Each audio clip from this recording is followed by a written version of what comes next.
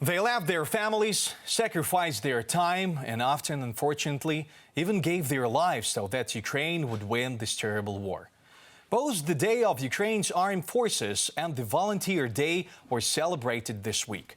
About the fighters of the invisible forces, volunteers and civilians who changed musical instruments for firearms, watch right now. Music, stage and favorite bandura. This is the life of Taras Stolar, an artist of Naoni, Orchestra of Ukraine. On February the 24th, the musician, with no military experience, left his job and went to serve in the Ukraine's armed forces. I am happy that we are holding on, that the armed forces have fought back, and the situation is very encouraging. First of all, it is my duty as a citizen, as a man, to defend the state.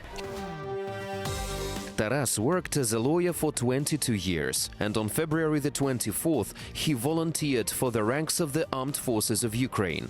Here I understand my necessity, because from the first day of my service I have been successfully fulfilling combat orders. I had an understanding that either we will be defeated and Ukraine will cease to exist within our borders, or there will be no place left for the aggressor. Ukraine is everything for us. Our state is everything for us. Many employees of the Espresso TV channel also went to defend Ukraine. Host Yevhen Miklushka, information producer and guest editor Serhiy Didenko, journalist Ilya Yevlash, and war correspondent Ilya Berezenko, defending Ukraine, received several serious injuries, but after rehabilitation plans to return to the army.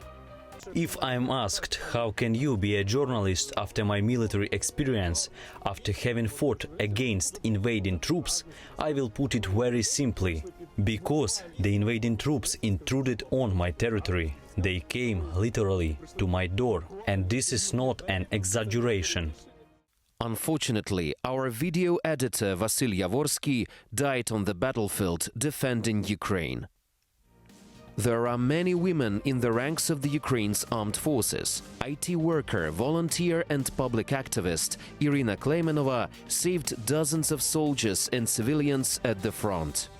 I realized that the position of a combat medic would be one of the most demanded in the army, because there are very few medics. I thought that with the level of knowledge I have and with the opportunity to learn from my colleagues, I will be able to be useful and save lives of our soldiers. This war is finally a chance to end the long war with an aggressive neighbor, which has been dragging on for far too long. And these are we and not our children who must put an end to it.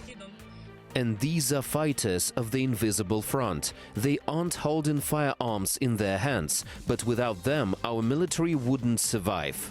Ukrainian volunteers proved that nothing is impossible for them. Some raise millions of hryvnias for military equipment and ammunition within several days, while the others prepare food and knit socks for soldiers.